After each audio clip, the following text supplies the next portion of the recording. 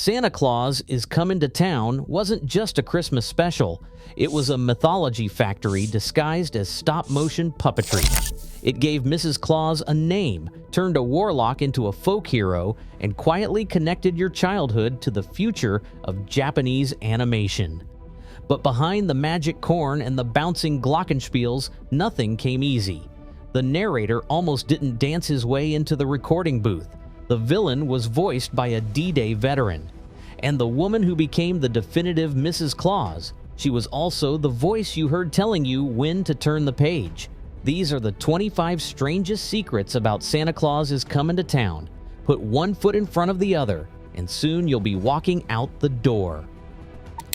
Number 1. The song that launched the special was written in a hotel room by a man who thought nobody would buy it. In 1932, lyricist Haven Gillespie was broke and desperate when he scribbled out the words to a little Christmas tune in about 15 minutes. He brought it to composer Fred Coots, who put it to music, but publishers kept rejecting it. Too simple, too childish, too obvious.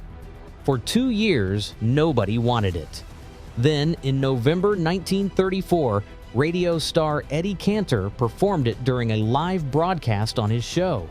Within 24 hours, over 500,000 copies of sheet music sold. The song that everyone said was worthless became one of the most recorded Christmas songs in history. And 36 years later, Rankin Bass would build an entire origin story of Santa Claus around it. Number 2, the special was written by a man who started as a puppeteer at age 11. Romeo Mueller didn't just write Santa Claus Is Comin to Town, he invented the entire Rankin and Bass mythology. Born in the Bronx in 1928, Mueller started performing puppet shows at his grade school before he hit his teens. He wrote plays, acted in theater, and eventually caught the attention of CBS founder William Paley, who made him a staff writer for Studio One. But everything changed in 1963 when he met Arthur Rankin Jr. and Jules Bass. They asked him to write their first network special, Return to Oz. It was a hit. Then came Rudolph the Red-Nosed Reindeer, then Frosty, then Santa Claus Is Comin to Town. Mueller didn't just write Christmas specials, he became Mr. Christmas himself. He died between Christmas and New Year's in 1992, his final story airing just weeks before his passing. For a man who spent his life giving children magic, the timing felt tragically poetic. Fred Astaire didn't just narrate the special, he danced into the recording booth like it was a stage. At 71 years old, Astaire brought the same elegance to his voice work that he had brought to every film in his legendary career. As the mailman S.D. Kluger, he didn't just read lines, he performed them. The producers at Rankin Bass made a deliberate choice to write songs specifically tailored to their celebrity voices, never giving them anything too vocally demanding. But Astaire didn't need vocal gymnastics. He had warmth, timing, and a natural rhythm that made even exposition feel like a soft shoe routine. The man who danced on ceilings in Royal Wedding was now dancing through children's living rooms every December. Number 4, the special was produced in New York, but animated entirely in Japan. This is where the story gets strange. Rankin Bass operated out of a small office in Manhattan. They had no animators on staff, no in-house animation department, just Arthur Rankin, Jules Bass, and composer Maury Laws. Everything else was outsourced to Tokyo, where Japanese stop-motion animator Tadahito Mochinaga and his team at M-OM Production built the puppets, moved them frame by frame, and shipped the footage back across the Pacific. The production model that defined Rankin Bass, with Americans writing and recording and Japanese artists animating, was revolutionary at the time. It was also the foundation for something much bigger that would happen years later. Number 5. The animation technique had a name that sounded like it came from a magic show, Animagic. That is what Rankin Bass called their stop-motion process, and the branding was genius. The puppets were made of wood and plastic, with spheroid body parts and ubiquitous powdery snow that became the studio's signature look. Sometimes they would even project traditional cell animation of falling snow over the stop-motion footage to create the illusion of a blizzard. It was not just animation. It was an illusion, a trick, a piece of theatrical magic dressed up as children's television. Number 6. Mickey Rooney was already a Hollywood legend when he stepped into the recording booth. By 1970, Rooney had been acting for over 40 years. He had won a juvenile Oscar. He had been nominated for 4 Academy Awards. He had been the biggest box office star in America during the early 1940s. And now he was voicing a red-haired toy maker who would eventually grow a beard and move to the North Pole. Rooney brought what one historian called a Shatner-esque quality to the role. A brash, good-natured foolhardiness that perfectly matched the young Kris Kringle. He was not just playing Santa. He was playing the put-on-a-show energy of his old MGM days, channeled through a wooden puppet with a toy train in his hands. Number 7. The villain was voiced by a man who fought at Normandy on D-Day. Paul Frees did not just voice Burgermeister Meisterburger. He voiced Grimsley, Topper, the Kringle brothers, the town doctor, and the newsreel announcer. In one scene, he literally plays 3 characters talking to each other. But before he became one of the most prolific voice actors in Hollywood history, Frees was a veteran.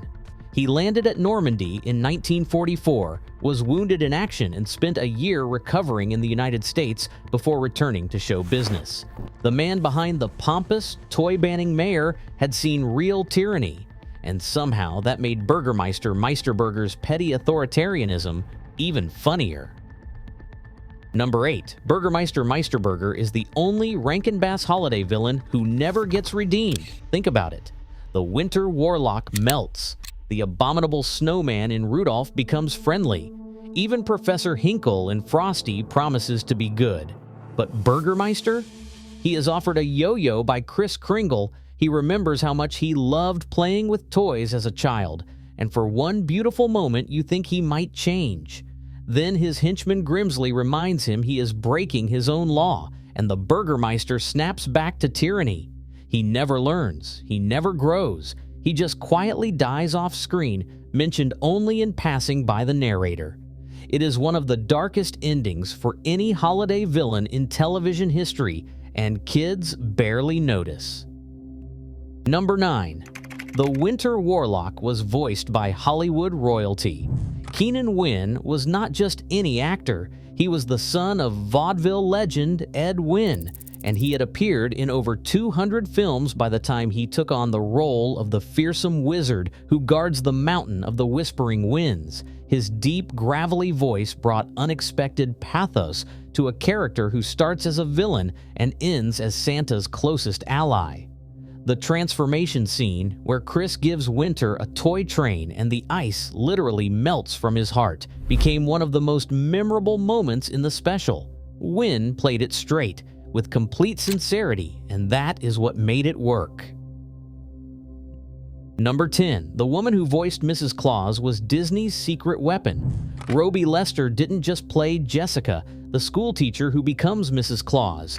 She was the original Disneyland story reader, the voice that told an entire generation of children when to turn the page in their book and record sets. She was the singing voice of Duchess in the Aristocats. She was Miss Bianca in The Rescuers. She recorded more individual Disney records than any other performer in history. But to Christmas fans, she's Jessica, the woman who lets down her hair and sings about her world beginning today. Lester died of cancer in 2005, but her voice lives on every December, still falling in love with a toy maker named Kris. Number 11. The special gave Mrs. Claus something she had never had before: a first name. Before 1970, Mrs. Claus was just Mrs. Claus. She existed in the background of Christmas mythology, a warm presence with no identity of her own. Santa Claus Is Comin to Town changed that. Jessica, that was her name. She was a school teacher in Sombertown who defied the Burgermeister, freed prisoners from a dungeon, and married an outlaw toy maker before following him to the North Pole. The special did not just tell Santa's origin story, it gave his wife a biography. Number 12. The special explains almost every Santa tradition you have ever wondered about. Why does Santa come down the chimney? Because the Burgermeister ordered all doors and windows locked. Why does he wear a red suit? Because Jessica made it for him. Why does he live at the North Pole? Because it was the only place the Meisterburger regime could not reach. Why does he only come once a year? Because the toy demand got too overwhelming. The special functions as a unified field theory of Christmas mythology, connecting every piece of Santa lore into a single coherent narrative. Pretty wild so far, right? If you are enjoying this sleigh ride through the strangest secrets of a 55-year-old Christmas special, go ahead and like or subscribe. Because coming up, we have the Japanese animation studio that became Studio Ghibli, the composer who also arranged that bikini song, and the scenes that modern networks still cut to this day. Trust me, the magic corn is just the beginning. Number 13. The composer taught himself guitar and was performing professionally at 16. Maury Laws was born in Hurdle Mills, North Carolina in 1923. He served in the Army during World War II, then settled in New York to become an arranger for singers like Betty Hutton and Vaughn Monroe. In 1960, he arranged the hit novelty tune, Itsy Bitsy Teeny Weeny Yellow Polka Dot Bikini, without receiving credit. 2 years later, he met Jules Bass while scoring television commercials, and their partnership would define the sound of Christmas for a generation. Laws wrote his music with what the official Rankin Bass historian called a super bouncy feel, loaded with glockenspiels and xylophones. He said the style came from his work on holiday commercials for General Electric. Every time you hear those orchestrations and think, that sounds like Christmas, you are hearing Maury Laws. Number 14. The songs were recorded in England with one of the world's foremost vocal groups. The Mike Sammes Singers weren't just any chorus. They had recorded with the Beatles. They had worked with Frank Sinatra and Barbra Streisand. And somehow they ended up singing backup on a stop-motion Christmas special about a toy maker fighting a German-sounding mayor. The orchestral backing was recorded at RCA Studios, and the combination of Laws' arrangements with the Mike Sammes Singers gave the special a musical richness that elevated it far beyond typical children's programming. Number 15. The animation studio that made the special's hand-drawn sequences would later become Studio Ghibli. This is the connection that almost nobody knows. In 1972, former Toei animation producer Toru Hara founded a studio called Topcraft in Tokyo. Topcraft became Rankin and Bass's primary partner for traditionally animated projects, working on The Hobbit, The Last Unicorn, and Thundercats. But in 1984, they hired a young director named Hayao Miyazaki to make Nausicaa of the Valley of the Wind. The film was a hit. Topcraft went bankrupt the following year. Miyazaki, Toru Hara, and the core team reformed as Studio Ghibli. The animators who helped bring Rankin and Bass's vision to life went on to create Spirited Away, My Neighbor Totoro, and Princess Mononoke. Christmas magic transformed into anime legend. Number 16. The special has been censored repeatedly since its original broadcast. Networks have cut different things over the decades, and the reasoning gets strange. ABC removed entire songs in 1986, including My World is Beginning Today and What Better Way to Tell You. Freeform cutscenes of Chris climbing and leaping to escape, apparently worried that children might try to imitate dangerous stunts. The scene where the Burgermeister burns the confiscated toys in front of crying children was cut at one point, then reinstated later. Even the Winter Warlock's face reveal before a commercial break was removed. A special about fighting tyranny kept getting trimmed by network executives making their own arbitrary rules. Number 17. Astaire loved the role so much that he came back 7 years later. In 1977, Rankin Bass produced The Easter Bunny Is Comin' to Town. It used the exact same framing device. Mailman S.D. Kluger breaks down, pulls out letters, and tells an origin story. Astaire returned to voice the character, bringing the same warmth and whimsy he had brought to Santa's tale. It wasn't a sequel, it was a companion piece, and it proved that the formula worked for more than just Christmas. Number 18. The Penguin was not in the original script. Topper, the penguin who befriends Chris and follows him everywhere, was a late addition to the story. The character does not appear in most Santa Claus mythology, and penguins do not live anywhere near the North Pole.